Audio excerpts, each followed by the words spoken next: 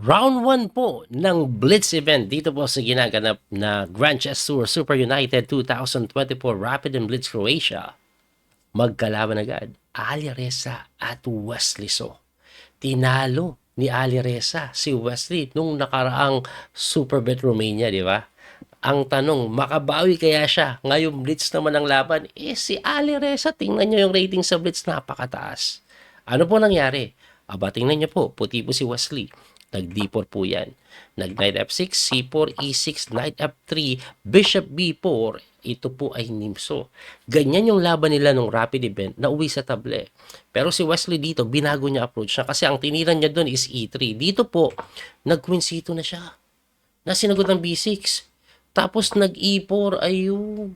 Talagang agresibo yung approach ng Wesley ngayon, hindi makunat, walang E3, E4. So, ginawa po dyan si E5 na din E5.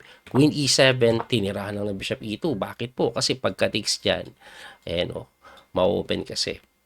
So, ang ginawa dito, kinapture pa rin, binawi ng pawn, and then Queen E4 ang pinawalan. Napakagandang tira.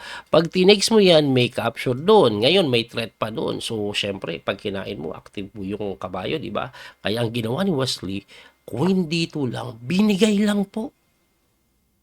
Anong mangyayari pag tinex? Pag tinex po pala yan, titirahan lang ng bishop doon. Ayun. Anong mangyayari pag tumakbo? Magkakaroon po. Simple nga lang daw eh. Pwede daw po, develop lang dito. Tirahin mo ng ganun. Dali yung pawn doon. Lakas po ng atake. Hindi pala pwedeng capturein yun. Kaya ang ginawa po, nag-bishop takes c3. By the way guys, sira po yung engine evaluation niya.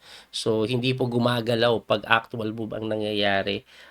Wala din pong analysis. Pero inanalyze ko na po ito kanina sa chess base, kaya alam ko na kung ano yung mga tamang tira. Anyway, binawi po yun ng Reyna and then nag-castling lang. Pagka-castling, nag-knight f3 develop na. After knight f3, dumi 6. Very important po yung tirang d6. Alam niyo kung para saan yan? Para po yan, pagka bishop g5, may knight d7.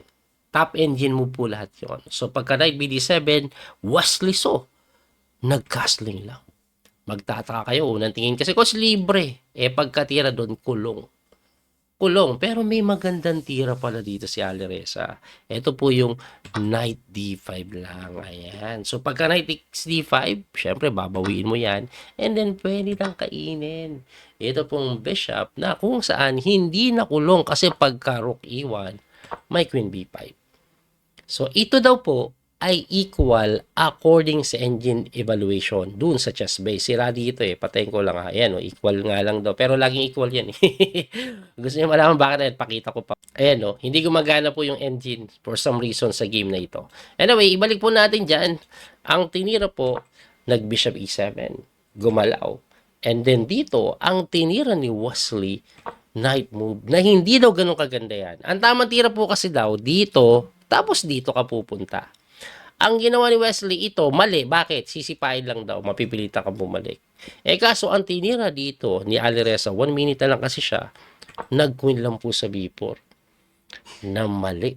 Kasi may tiradang queen doon. Ang tanong, paano naging mali yan? Di ba meron tiradang knight lang po sa F6 na napakaganda na guys? Kasi pag kinapture mo, may kain doon. O di ba? May threat pa dito.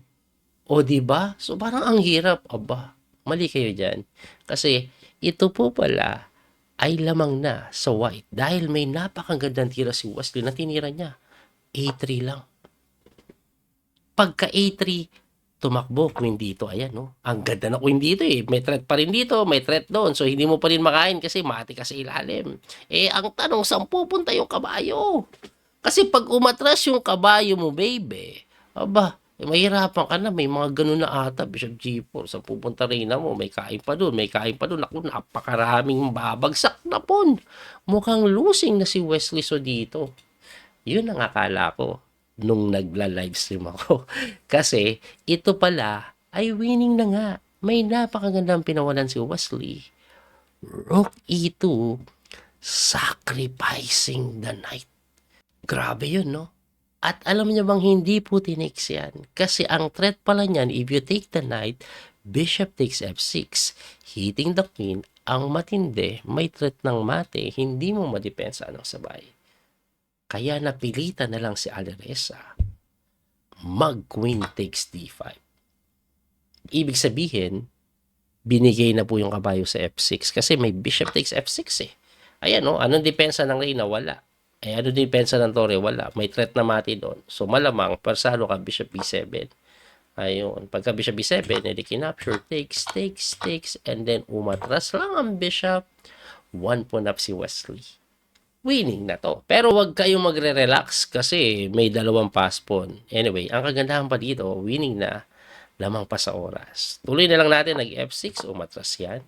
Tumira po ng bishop doon, nag-rook to rook, ayan, tumakbo kasi pag na-rook endgame, pag na-rook exchange endgame, one piece up, easy win. So, nag-rook lang po doon. Ang threat po niyan ito, kaya tumakbo yung bishop, pagkatakbo ng bishop, nag-rook pumasok, tagtulak ng pawn, sinakman lang yung pawn. So, isang pawn na lang compensation, isang pyesa, tinulak, umatras, nag-rook E8, nag-F3 lang. Bakit po? Pag umangat ka doon, chichiking ka. Kaya nagpasingaw. Lumapit yung king, nag-bishop doon, check sa sa e2, knight g1 lang. Wala na.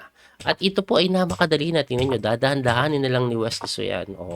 Oops, bakit? Ano pong threat yan? Tutulakan yan dito. So, gumanon po, tinulak. Di gumanon. Yung isa papabagsak Nag-ilalim ang tore, kinain yung pawn, inatake yung pawn, B3 lang. Anong meron sa B3? Pag kinapture mo, kain ito. Ang ginawa niyan, nag-bishop sa may C2, kinapture lang ni Wesley yung pawn, kinapture din yung pawn sa B3, nag-rook lang po sa B4, kinain yung A4, kinain yung B3, malinis. Isang kabayo ang lamang. Ito po'y completely winning na. Nag-bishop d7, nag-rook lang po sa may b2, bishop e6 na dinevelop na yung kabayo. Nag-bishop f7, knight f4, rook c8, at pagkatira ng bishop e3, wala na, sumuko na. Hindi ko sure kung naubusan to ng oras, pero wala, kasuko-suko na din yan. Kasuko-suko. Actually, may mga thread na siguro, mga ganito. Babagsak ko yun. Isang buong kabayo. Mga super grandmaster naglalaro. Lamang pa sa oras. This is easy win. At dahil doon, nanalo si Wesley kay Aleresa. Etong matindi. Pagkatapos po ng round 1, natalo si Pabi. So, ang ibig sabihin, 2 points ay dalang si Pabi kay Wesley. So, may chance pang makahabol si Wesley. Ano ang nangyari sa mga susunod na laban? Abangan nyo po yung susunod na video. Ipapakita ko na yung standing after day number 1. Pulito ko yung coach, Peter Master Daniel Causo. Hanggang sa muli pagkikita. God bless po mga kabiyahe. Bye-bye po. Thank you sa support. That little mouse, 'cause I'm an albatross.